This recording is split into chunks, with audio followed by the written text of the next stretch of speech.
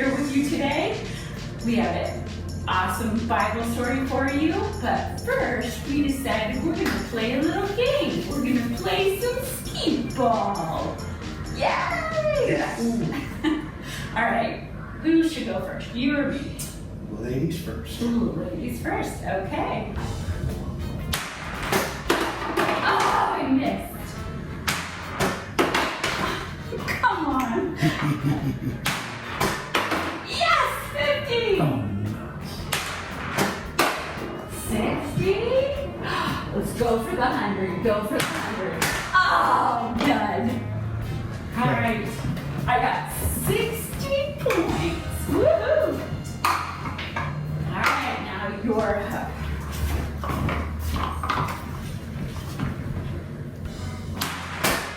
Oh, so close. Oh, Yeah! no. Winner, winner! Winner, winner. You just won. Oh. And Mr. Doug takes it home with 100 points. Woo! Good job, Mr. Doug. All right, kids, welcome to Kidwise. It's so great to be here with you today. All right, last week we had an incredible story about a guy named Saul. And Saul was someone who actually hurt Christians, the people who were following Jesus.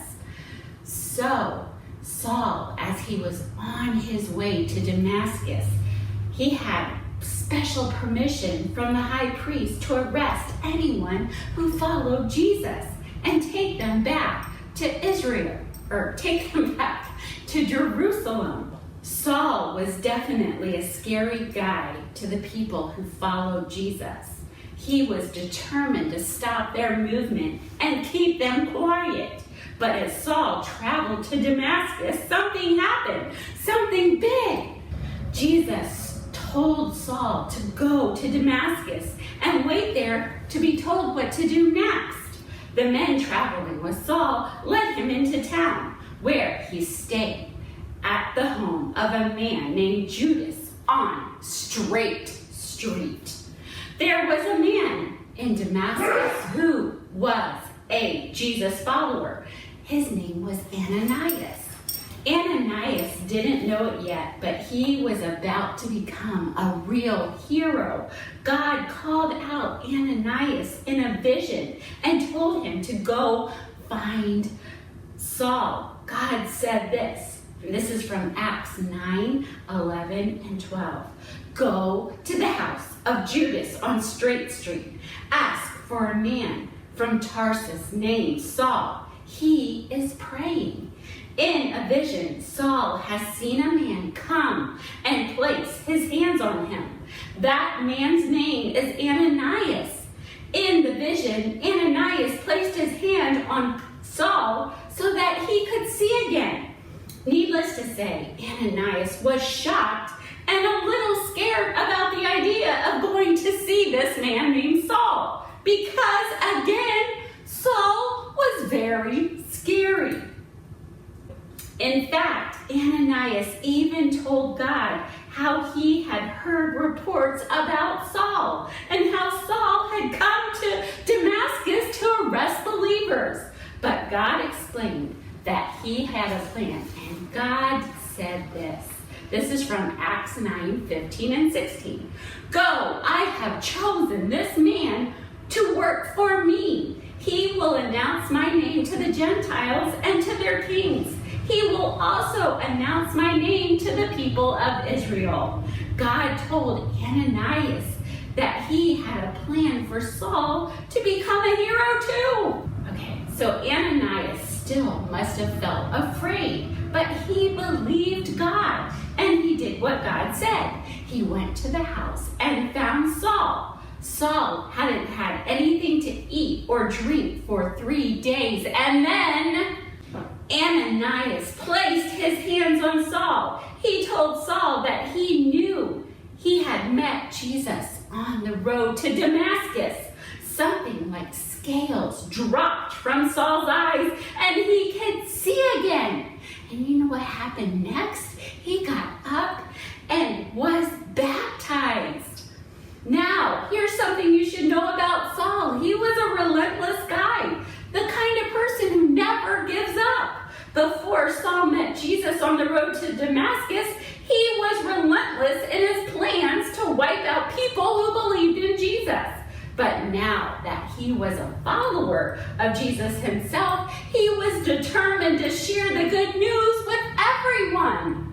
Nothing was going to stop Saul from his new mission. Within days, he began preaching within the Jewish synagogues. He taught that Jesus is the Son of God. Everyone who heard him teach was amazed. The Jewish leaders in Damascus were angry because Saul was stirring up the people. This put Saul in danger. The leaders wanted to capture and kill him to stop his new mission. But a group of Saul's followers had a heroic plan of their own. When they heard that the religious leaders were out to get Saul, they helped him escape at night. They lowered him in a basket through an opening in the wall. Saul returned to Jerusalem and he tried to join the believers there. But there was just one problem. They were still afraid of him.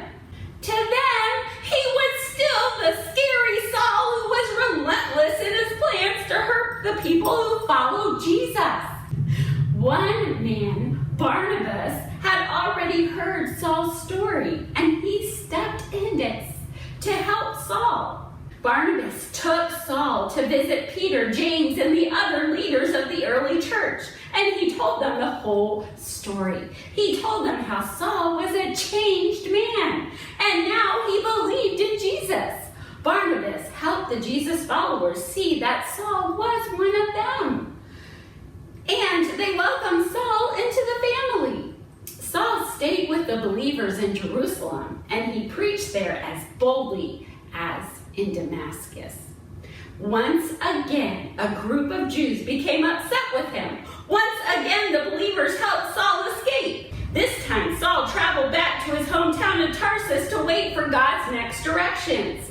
Barnabas, Ananias, and the other believers helped Saul to share the message of Jesus with people.